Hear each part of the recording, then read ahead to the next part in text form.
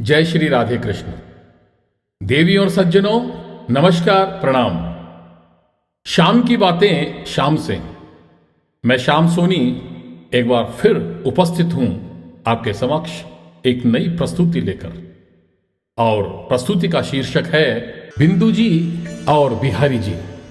गोस्वामी श्री बिंदु जी महाराज का जन्म राधाष्टमी के दिन, राधाष्टमी के शुभ दिवस को 1893 ईस्वी में अयोध्या की पावन नगरी में हुआ था। बिंदु जी महाराज ने रामायण, भागवत, भागवत गीता एवं अन्य शास्त्रों और पुराणों का अध्ययन किया। वे संस्कृत, हिंदी, अंग्रेजी, उर्दू, ब्रज भाषा और भोजपुरी तथा अन्य कई भाषाओं के विद्वान थे। वे एक महान वक्ता, विद्वान, लेखक, संगीतकार और कवि थे। वृंदावन में उन्होंने प्रेम धाम आश्रम की स्थापना की। उन्होंने अनेक पुस्तकों की भी रचना की। काव्य रचना में प्रवीण बिंदु जी महाराज के प्राणाध्याय वृंदावन के श्री बिहारी जी थे। श्री बिंदु जी महाराज के संदर्भ में एक कथा प्रसिद्ध है जिसे मैं आपके समक्ष प्रस्तुत कर रहा हूं। श्री बिंदु जी महाराज वृंदावन में प्रतिदिन एक नई काव्य रचना श्री बिहारी जी को सुनाने के लिए रस्ते और सायंकाल में जब बिहारी जी के मंदिर में दर्शनों के लिए जाते तो उन्हें भेंट कराते। उनके मधुर कंठ की ध्वनि दर्शनार्थियों के हृदय को विमुक्त कर देती। एक बार बिंदु जी महाराज बुखार से पीड़ित हो गए। कई दिनों तक कंपकपी देकर बुखार आता रहा। उनके शिष्यगण उनकी सेवा में लगे हुए थे। वृंदावन में उस समय श्री शरवणलाल जी वैद्य आयुर्वेद के प्रतिष्ठित ज्ञाता थे। उनकी औषधि से बिंदु जी का ज्वर 3-4 दिनों के बाद कुछ हल्का पड़ा। बिंदु जी के शिष्यों ने श्री बिहारी जी की श्रृंगार आरती से लौटकर चरणामृत और तुलसी पत्र अपने गुरुदेव श्री बिंदु जी को दिया। बिंदु जी बोले, किशोरी लाल, आज सांझ को श्री बिहारी जी के दर्शन के लिए चलेंगे। शिष्य किशोरी लाल को शंका उत्पन्न हुई और उन्होंने बड़े ही विनम्र भाव से कहा, पर महाराज, आपको तो बहुत ज्यादा कमजोरी है, कैसे चल पाएंगे आप? लेकिन बिंदु जी ने अपना निर्णय सुनाते हुए कहा, अरे कछु ना भयो, ठाकुर को देखें कई दिन वह गए हैं, या वास्ते आज तो जरूर ही जाएंगे। किशोरी लाल ने गुरुदेव की आज्ञा को शिरोधार्य करते हुए कहा, ठीक है, जो आज्ञा गुरुदेव। परंतु थोड़ी देर बाद बिंदु जी अचानक बेचैन हो उठे। आज तक कभी ऐसा नहीं हुआ था कि जब बिंदु जी बिहारी जी के दर्शन करने गए हों और उन्हें कोई नई स्वरचित काव्य रचना न अर्पित की हो। आज उनके पास कोई रचना नहीं थी। उन्होंने कागज और कलम लेकर लिखने का प्रयास भी किया, लेकिन शारीरिक कमजोरी के कारण सफल नहीं हो सके। धीरे धीरे दोपहर बीत गई। सूर्य नारायण अस्ताचल की ओर चल दिए। लाल किरणें वृंदावन के वृक्षों के शिरोभाग पर मुस्कुराने लगे।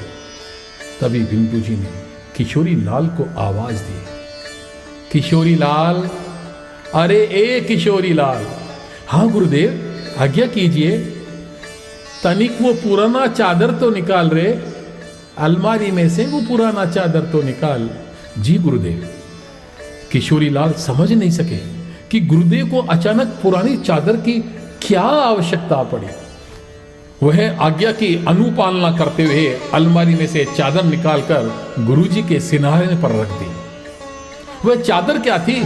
चादर के नाम पर एक चादर थी। उसमें 10-12 जगह तो पैबंद लगे हुए थे और रज में लथपथ भी थी। बिंदु जी ने चादर को सहेज कर अपने पास रख लिया। सूर्यास्त हो जाने पर बिंदु जी श्री बिहारी जी के दर्शन करने के लिए निकले तो उन्होंने वही चादर ओढ़ रखी थी।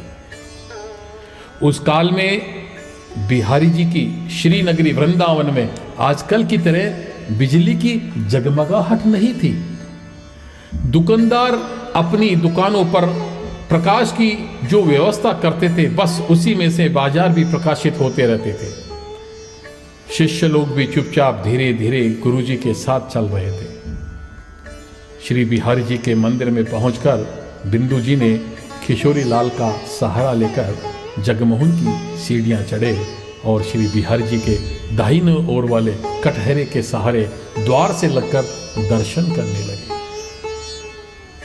वे जितनी देर वहां खड़े रहे, उनकी आंखों से अश्रु की धारा अविरल रूप से प्रभावित होती रही।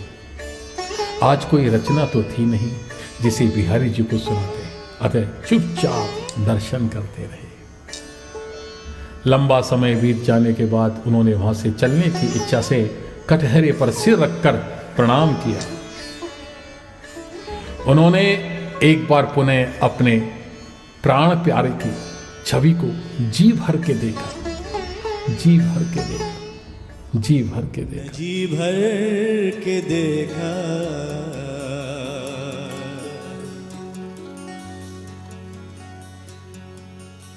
न कुछ बात की बड़ी आरज़ू थी मुलाकात की, न जी भर के देखा न कुछ बात की, न जी भर के देखा न कुछ बात की, बड़ी आरज़ू थी मुलाकात की।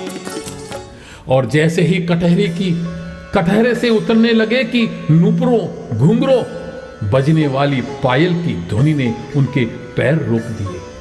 जो कुछ उन्होंने देखा वह अद्भुत था, अद्वितीय था, अस्मरणीय था। अद्भुत, अद्भुत, अद्भुत, रोम रोम को पुलकित कर देने वाला था।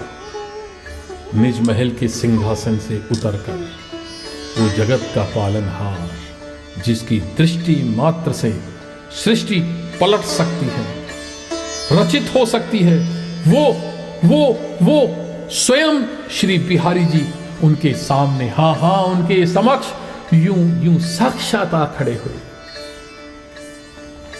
क्यों कविराज, आज नहीं सुनाओगे अपनी कविताएं? अक्षर अक्षर जैसे शहद में घुला हुआ हो, रग रग में समाया हुआ हो, एक एक शब्द की खनकती सी मधुर आवाज उनके कर्ण कहरों से टकराई। बिंदु जी ने देखा उनके ठाकुर ने उनकी चादर का एक छोर अपनी एक अंगुली में लपेटकर पकड़ रखा है। सुनाओ ना, एक बार फिर अत्यंत ही आग्रह के साथ बिहारी जी ने बिंदु जी से कहा, सुनाओ ना, सुनाओ ना कविराज, यह एक स्वप्न था या साक्षात? इसका निर्णय उस समय कौन करता? बिंदु जी तो जैसे आज सुध बुध ही खो बैठे थे, शारीरिक कमजोरी न जाने कहां विलुप्त हो गई। वे पुनः कटहरे का सहारा लेकर खड़े हो गए। आंखों से आंसुओं की धार, गदगद हृदय, पुलकित देह, जैसे परमानंद का महास्रोत फूट पड़ा हो, जैसे सूर्य के ताप के बाद शीतल छाया हो गई हो, जैसे जन्मों जन्मों से एक पानी की बूंद के प्यासे को जी भर के अमृत पिला दिया गया हो। पानी के प्यासे को तकदीर ने जैसे जी भर के अमृत पिलाया, पानी के प्यासे को तकदीर ने जैसे जी भर के अमृत पिलाया, ऐसा ही सुख मेरे मन को मिला है, मैं जब से शरण तेरी आया मेरे राम। और अचानक ही बिंदु जी की कंठ ध्वनि ने उपस्थित सभी लोगों का ध्यान अपनी ओर खींच लिया। लोग कभी उनकी तरफ देखते, कभी उनकी चादर की ओर, किंतु बिंदु जी थे कि श्री बिहारी जी की ओर अपलक दृष्टि से देखे जा रहे थे। मंदिर के जगमोहन में उस ऐतिहासिक रात्रि को उनके भजन, उनकी पुकार, उनके काव्य की गूंज के सिवाय और कोई शब्द सुनाई नहीं दे रहा था। बिंदु जी खड़े खड़े अश्रुपूरित श्रद्धा के साथ देर तक गाते रहे और उपस्थित समुदाय मानो भजनों के उस सागर में गोते लगाते हुए अपने आप को भूल गए हो। भक्त शिरोमणि कविराज श्री बिंदु जी महाराज के काव्य स्रोत इस प्रकार फूट रहे थे।